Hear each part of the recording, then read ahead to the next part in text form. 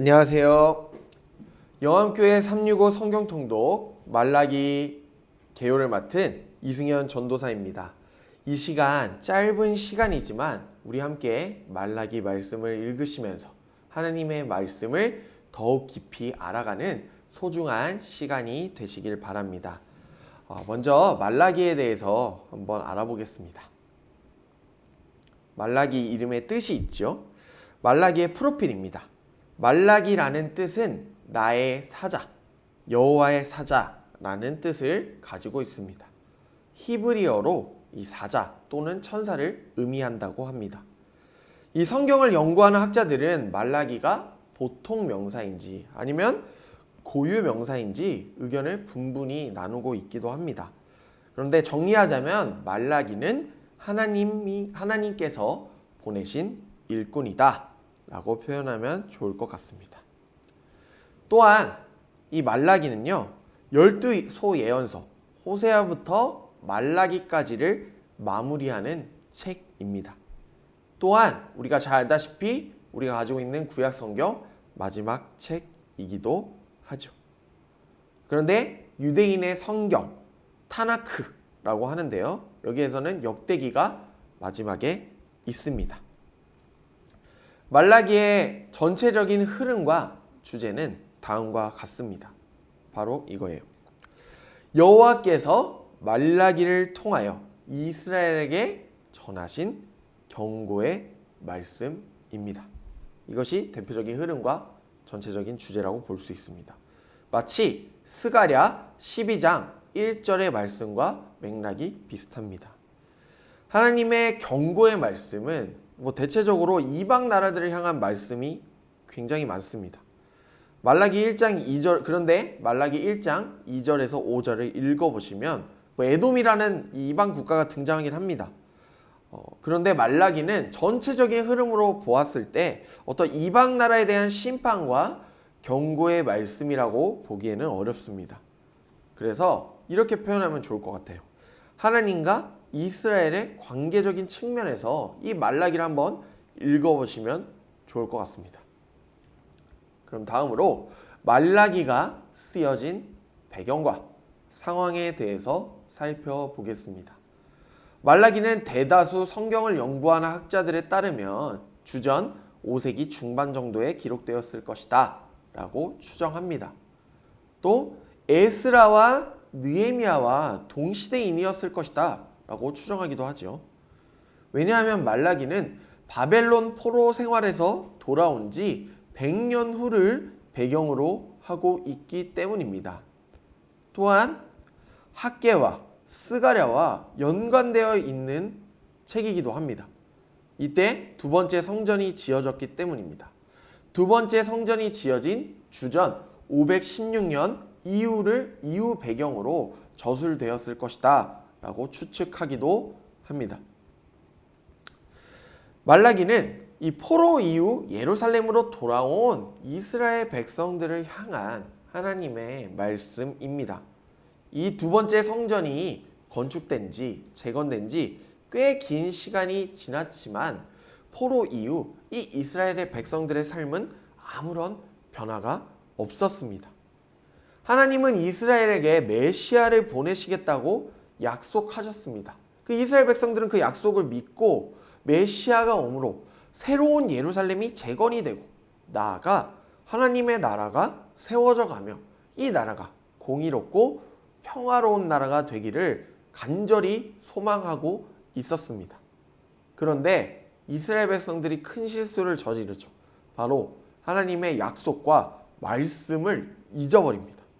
하나님 앞에서 부패하고 죄악된 행동들만 짓게 되죠. 자신들의 조상이 했던 실수를 거듭 반복하고 있습니다. 똑같은 길을 걸어가고 있습니다. 그러므로 이들은 하나님의 말씀을 완전히 잊어버립니다. 하나님을 떠나고 불의를 저질렀습니다. 이 여러 가지의 내용들이 말라기에 나옵니다. 예를 들어볼까요? 하나님의 사랑을 잊어버렸다. 제사장들이 부패한 모습, 또 우상숭배와 이혼에 대한 말씀, 11조와 봉헌물에 대한 이 말씀들이 말라기 안에서 나오고 있습니다. 그래서 말라기의 전체적인 이 구조와 어떤 흐름은 하나님과 이스라엘 백성들의 논쟁으로 이루어졌다고 말씀드리고 싶습니다. 하나님은 이스라엘에게 말씀하시고 이스라엘은 이에 대해서 이의제기, 반론을 제기합니다. 하나님께. 그리고 다시 하나님은 이스라엘의 이의제기에 대해서 다시 한번 변론을 하십니다. 이런 구조가 계속해서 말라기에서 반복되는 내용입니다. 그럼 말라기의 구조를 좀 더 자세히 살펴보도록 하겠습니다. 아까도 방금 전에 제가 말씀드렸다시피 말라기 구조는 대부분 논쟁으로 이루어져 있다고 말씀드렸습니다. 이 논쟁이 한 6번 등장하고 있습니다. 말라기 1장에서 2장까지 전체적인 내용은 이스라엘의 잘못된 모습, 이스라엘의 죄악되고 부패된 모습을 폭로하시는 하나님, 이 내용이 주를 이루고 있습니다. 첫 번째 논쟁 보겠습니다. 표제는 이스라엘 향한 하나님의 경고의 말씀이고요. 첫 번째 논쟁, 말라기 1장 2절에서 5절까지의 말씀인데요. 이스라엘을 향한 하나님의 사랑이라고 말씀드리고 싶습니다. 말라기 1장 2절에서 하나님은 이스라엘, 내가 너를 사랑한다, 사랑했다 라고 말씀하십니다. 그런데요, 이스라엘은 이렇게 반론을 제기합니다. 하나님께서 우리를 언제 사랑하셨습니까? 라고 반론을 제기하고 있어요.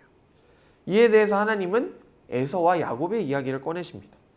하나님은 야곱을 사랑하셨다고 말씀하시면서 하나님께서 야곱을 선택하셨듯이 무조건적으로 이스라엘 백성들을 선택하시고 사랑한다는 것을 보여주고 계십니다.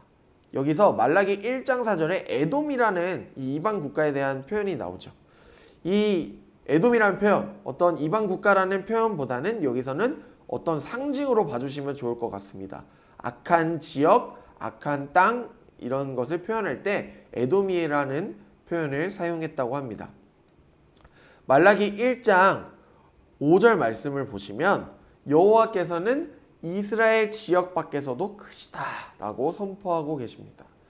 하나님은 이스라엘을 넘어서 온 땅, 온 세상을 향해 하나님에 대한 고백, 찬양을 확장시켜 가고 계세요. 다음으로 두 번째 논쟁을 살펴보겠습니다. 두 번째 논쟁, 말라기 1장 6절에서 2장 9절까지의 말씀입니다. 하나님을 경외함 그리고 올바른 예배가 무엇인지에 대한 논쟁인데요. 하나님은 제사장들의 문제를 지적하고 계십니다. 두 번째 논쟁을 시작하시면서 그러면서 하나님께 바치는 제물에 대해서 하나님께서 말씀하고 계세요. 여기서 제사장들은 하나님을 공경하지 않고 하나님을 경외하지 않고 두려워하지 않습니다. 나아가 이렇게 말하고 있어요. 우리가 언제 하나님의 이름을 무시하고 멸시했습니까? 라고 하나님께 오히려 되묻는 이런 행동을 하고 있습니다. 그들은 하나님께 드리는 제물도 정성과 마음을 다해 드리지 않습니다. 그러다 보니까 하나님을 공경하는 마음이 사라진 거예요. 하나님의 이름을 가볍게 여기고 하나님께 흠이 있고 문제가 있는 어떤 제물을 가축들을 바칩니다. 그러면서 아유 괜찮다, 괜찮아 이거 바쳐도 돼 하면서 이 하나님과 이스라엘이 맺은 약속한 율법을 바로 깨고 어깁니다. 이에 대해서 하나님은 이렇게 말씀하고 계세요. 레위와 세운 언약을 말씀하십니다. 이 레위와 세운 언약, 생명과 평강의 언약을 준 이유가 무엇이었냐? 바로 하나님을 경외하고 높이기 위함이 아니었냐라고 말씀하고 계세요. 그런데 이 이야기를 들은 제사장들은 이 레위의 언약을 깬 거죠. 잊어버렸어요. 하나님을 경외함, 하나님을 섬기는 이 DNA, 이 자세를 잊어버립니다. 율법을 지키지 않고 하나님과 맺은 언약을 어기면서 하나님을 멸시하는 실수를 저지르고 있습니다. 세 번째 논쟁입니다. 말라기 2장 10절에서 16절까지의 말씀입니다. 우상 숭배 그리고 이혼에 대한 논쟁인데요. 세 번째 논쟁은 이제 제목처럼 우상 숭배와 관련되어 있습니다. 이스라엘 백성들은 우상 숭배자들과 결혼합니다. 마치 이 내용이 에스라와 또 느헤미야 말씀과 또 호세아와 예레미야서와 상당히 비슷한 뉘앙스를 풍기고 있습니다. 하나님과 이스라엘을 남편과 아내 관계, 또 어떤 부부 관계로 표현하고 있습니다. 말라기도 이와 비슷한데요. 바로 하나님과 신실한 언약을 맺은 이스라엘 백성들은 이방 신을 예배하는 자들과 결혼하게 됩니다. 그래서 이들은 자신의 소중한 아내들을 저버려요. 하나님은 이를 보시고 가만히 계신 게 아니라 이 이혼에 대해서, 이 뜬금없고 이 부당한 이혼에 대해서 분노하고 계십니다. 왜냐하면 결혼은 남편과 아내 사이의 양자 관계뿐만 아니라 하나님께도 책임이 있는 삼자 간의 관계, 서약입니다. 남편과 아내 사이의 증인, 그러니까 부부 사이의 증인이 바로 하나님이시기 때문입니다. 하지만 말라기에서 등장하는 남편들은 아내와의 관계를 끊어 버립니다. 이 관계가 소중한 것임을 모릅니다. 그러나 하나님께서는 아내들을 보호하시고 이 정당하지 못한 이혼을 규탄하고 계십니다. 이처럼 말라기 1장에서 2장까지는 이스라엘 백성들이 하나님의 율법을 기억하고 좀 제발 따라라. 그러니까 모세의 율법을 제발 기억하고 좀 따라라 라고 하나님께서 말씀하고 계십니다. 말라기 3장부터는 하나님께서 이스라엘의 부패, 어떤 잘못된 모습들을 대적하시는 그 모습을 발견할 수 있습니다. 그리고 심판의 날, 여호와의 날에 대한 내용이 등장하고 있습니다. 네 번째 논쟁을 살펴보겠습니다. 말라기 2장 17절부터 3장 5절까지의 말씀입니다. 바로 하나님의 약속, 이스라엘 백성들, 우리가 하나님께 돌아가야 되는 이유에 대해서 말하고 있습니다. 말라기 2장 17절부터 이 네 번째 논쟁이 시작된다고 말씀드렸습니다. 이스라엘은 하나님을 괴롭혔어요. 괴롭게 만듭니다. 그런데 이렇게 말해요. 우리가 언제 하나님의 마음을 근심시켰으며 언제 하나님을 괴롭혔습니까? 라고 이렇게 어이없게 말하고 있습니다. 그리고 더 나아가서 한술 더 떠가지고 정의의 하나님이 도대체 어디 계시냐? 이 하나님께 반문하고 있어요. 하나님은 이에 대해서 말라기 3장 1절 말씀에 내가 내 사자를 너희 가운데 보내겠다 라고 말씀하십니다. 하나님이 보내실 이 사자는 예고 없이 임할 것임을 말씀하고 계시죠. 이 사자는 주님이 오실 길을 예비하는 사자입니다. 그리고 하나님은 이스라엘 백성들 가운데 침투하시고 임하셔서 레위 자손을 연단하고 깨끗하게 하실 것입니다. 그리고 나아가서 하나님께서는 하나님 앞에서 죄를 지은 이 모든 사람들을 심판하실 것임을 말씀하고 계시죠. 다섯 번째 논쟁입니다. 말라기 3장 6절에서 12절까지의 말씀입니다. 바로 하나님께 드리는 진정한 봉헌에 대한 말씀입니다. 하나님은 이스라엘 백성들이 이 소멸되기를 원하지 않으세요. 죄를 지음으로 소멸되길 원하지 않으십니다. 하나님은 변함없으시죠. 변함없이 이스라엘 백성들을 사랑하고 계십니다. 이스라엘 백성들이 제발 하나님의 말씀을 듣고 하나님께로 돌아오길, 회개하길 간절히 원하고 계세요. 이것이 예언서의 대표적인 자주 나타나는 주제이죠. 말라기는 하나님께로 돌아간다는 것의 의미를 성전에서 찾습니다. 성전에서 드려지는 합당한 예물과 관련시키고 있습니다. 그러나 이스라엘 백성들은 하나님 앞에서 또 실수를 반복합니다. 이 실수는 바로 하나님의 것을 도둑질하는 실수입니다. 바로 11조와 봉헌물을 하나님께 드리지 않았어요. 그래서 말라기 3장 9절 말씀에 하나님의 것을 도둑질하였다라는 표현이 등장하고 있죠. 여기서 11조에 대한 표현이 등장하고 있습니다. 여기서 11조란 레위기 27장 30절 말씀에 따르면 11조는 당시 땅의 소산, 어떤 곡식, 열매, 포도주, 기름의 10분의 1이었습니다. 이 모든 10분의 1은 하나님의 것이며 하나님의 성물이었습니다. 또한 하나님께 11조와 봉헌물을 성전에서 온전하게 드렸기 때문에 그것은 명백하게 하나님의 것입니다. 그리고 드려진 11조는 다시 레위인들과 가난한 사람들을 위해 분배됩니다. 나아가 하나님께 드리는 봉헌물, 이 11조는 하나님께 기쁨이 됩니다. 그러므로 11조는 하나님에 대한 신뢰와 믿음을 드리는 것이죠. 또한 11조를 드림으로 우리가 서로를 책임지는 공동체의 모습으로 세워져 간다는 것을 기억하시기 바랍니다. 그러므로 진정한 봉헌이란 공동체가 하나님께서 하실 일을 기대하는 것입니다. 나아가 공동체와 가난한 이웃들을 살리는 생명의 행동이 바로 11조이죠. 이 11조를 드림으로 하나님 앞에서 회복된 모습을 통해서 공동체가 온 세상 앞에서 하나님의 백성임을 증언하는 거룩한 행동입니다. 여섯 번째 논쟁입니다. 말라기 3장 13절에서 4장 3절까지의 말씀입니다. 하나님을 경외한다는 것은 하나님을 경외함에 대한 논쟁인데요. 마지막 논쟁입니다. 대부분 이스라엘 백성들은 하나님을 경외하는 것이 소용없다고 문제를 제기하고 있어요. 이 하나님을 경외하는 것이 헛되다. 악을 행하는 자들이 번성하고 하나님을 시험하는 자들이 벌을 받지 않고 있지 않냐? 라고 말하고 있습니다.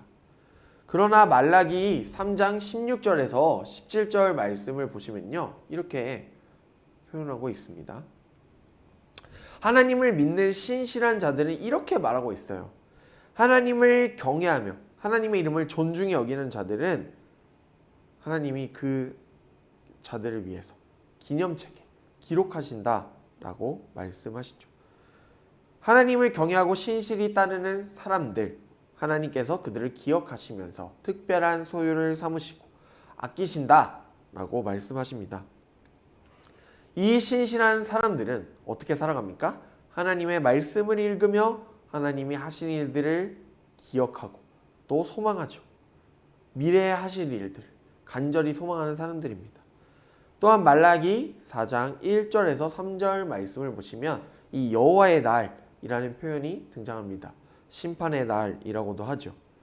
여호와의 날이 임할 때 하나님의 언약을 받지 않는 사람, 교만한 사람, 악을 행하는 사람들은 지푸라기처럼 짓밟히게 됩니다. 바로 심판을 받게 되는 것이죠.